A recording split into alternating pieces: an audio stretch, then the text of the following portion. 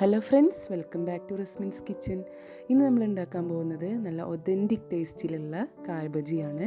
പുറം ഭാഗം നല്ല ക്രിസ്പിയും ഉൾഭാഗം നല്ല ഫ്ലഫി ആയിട്ടുള്ള നല്ല അടിപൊളി ടേസ്റ്റുള്ള കായ ബജിയാണ്.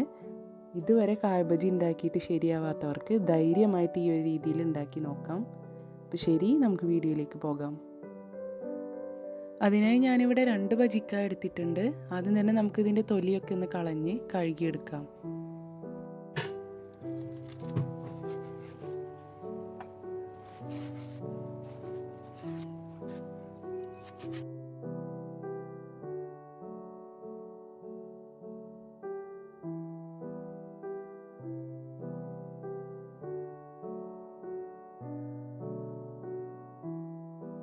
ഇനി നമുക്കിതൊന്ന് സ്ലൈസാക്കി എടുക്കണം. ഓവറായിട്ട് തിന്നാക്കി എടുക്കൊന്നും വേണ്ട, കുറച്ച് തിക്നെസ് ഉണ്ടായിക്കോട്ടെ, അല്ലെങ്കിൽ മാവിൽ മുക്കിയിട്ട് ഫ്രൈ ചെയ്യുമ്പോൾ പൊട്ടിപ്പോവാൻ സാധ്യതയുണ്ട്. നമുക്കെല്ലാം ഇങ്ങനെ തന്നെ ചെയ്തെടുക്കാം.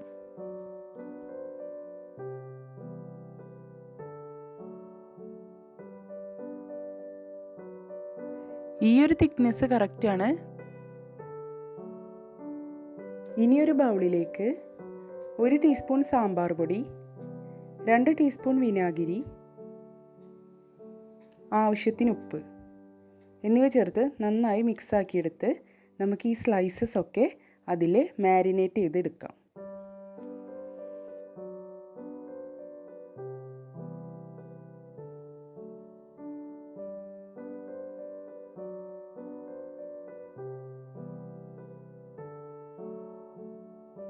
ഇതിന് കുറച്ച് സമയം ഇങ്ങനെ തന്നെ ഇരിക്കട്ടെ.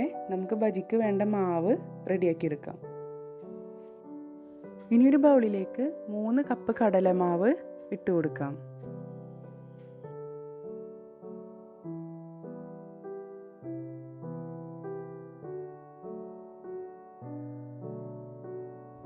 രണ്ട് ടേബിൾ സ്പൂൺ അരിപ്പൊടി,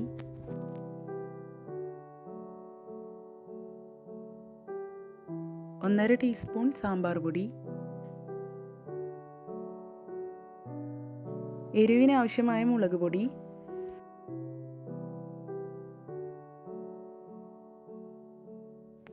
ആവശ്യത്തിന് ഉപ്പ്, 1 ടീസ്പൂൺ കായം പൊടിച്ചത്. ഇനിയൊരു 1/4 ടീസ്പൂൺ ബേക്കിംഗ് സോഡയും കൂടി ചേർത്ത് നന്നായി ഒന്ന് മിക്സ് ചെയ്തെടുക്കാം.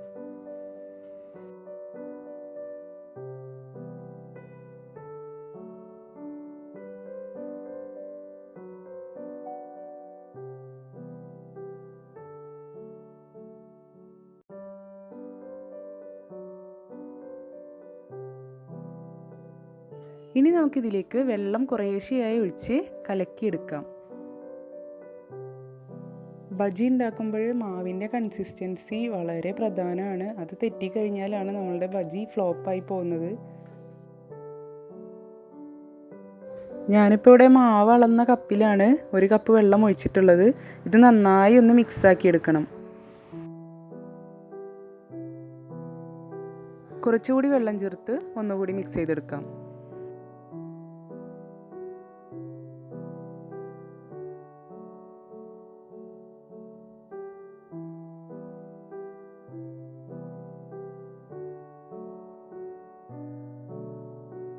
മാവിൽ വെള്ളം കൂടിക്കഴിഞ്ഞാൽ ബജി ഒരുപാട് എണ്ണ കുടിക്കും.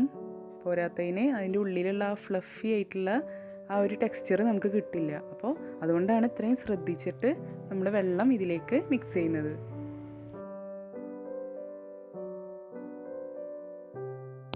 എനിക്കിപ്പോൾ ഇവിടെ മാവ് അളന്ന കപ്പിൽ 1.25 കപ്പ് വെള്ളമാണ് വേണ്ടി വന്നത്.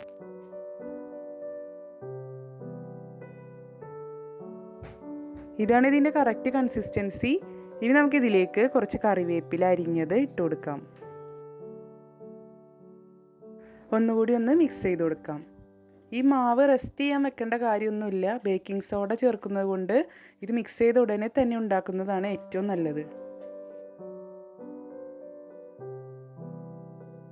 ചട്ടി ചൂടാവുമ്പോൾ ബജി പൊരിക്കാൻ ആവശ്യമായിട്ടുള്ള വെളിച്ചെണ്ണ ഒഴിച്ചു കൊടുക്കാം. ഇത് പൊരിക്കാനായിട്ട് സൺഫ്ലവർ ഓയിലൊക്കെ ഉപയോഗിക്കാം. പക്ഷേ ആ ഒരു കറക്റ്റ് ടേസ്റ്റ് കിട്ടണമെങ്കിൽ വെളിച്ചെണ്ണയാണ് ഏറ്റവും നല്ലത്.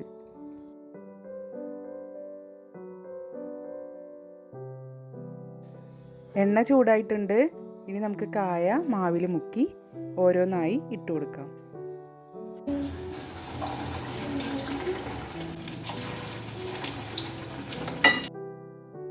ഒരു സൈഡ് വെന്ത് വരുമ്പോൾ മറിച്ചിട്ട് കൊടുക്കാം.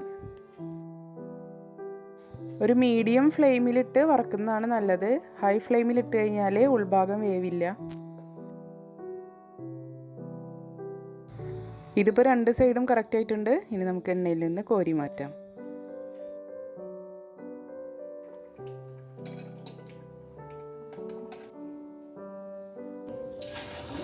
എല്ലാവരും നമുക്ക് ഇതുപോലെ ചെയ്തെടുക്കാം.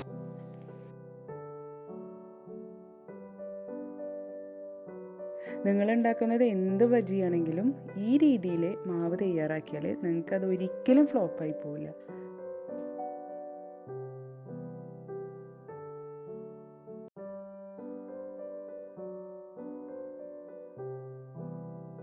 അങ്ങനെ നമ്മുടെ അടിപൊളിയായിട്ടുള്ള കായ ബജി ഇവിടെ റെഡി ആയിട്ടുണ്ട്.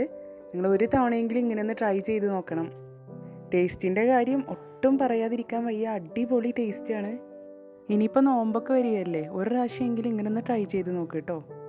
അപ്പോൾ ഇന്നത്തെ വീഡിയോ നിങ്ങൾക്ക് എല്ലാവർക്കും ഇഷ്ടപ്പെട്ടെന്ന് വിശ്വസിക്കുന്നു. ഇഷ്ടപ്പെട്ടെങ്കിൽ തീർച്ചയായിട്ടും ലൈക്ക് ചെയ്യണം, ഷെയർ ചെയ്യണം. പിന്നെ ഈ ചാനൽ നിങ്ങൾ ആദ്യമായിട്ടാണ് കാണുന്നതെങ്കിൽ പ്ലീസ് ഒന്ന് സബ്സ്ക്രൈബ് ചെയ്യണം. അപ്പോൾ അടുത്തൊരു വീഡിയോയുമായി കണ്ടുമുട്ടാം. അതുവരേക്കും ബൈ ബൈ.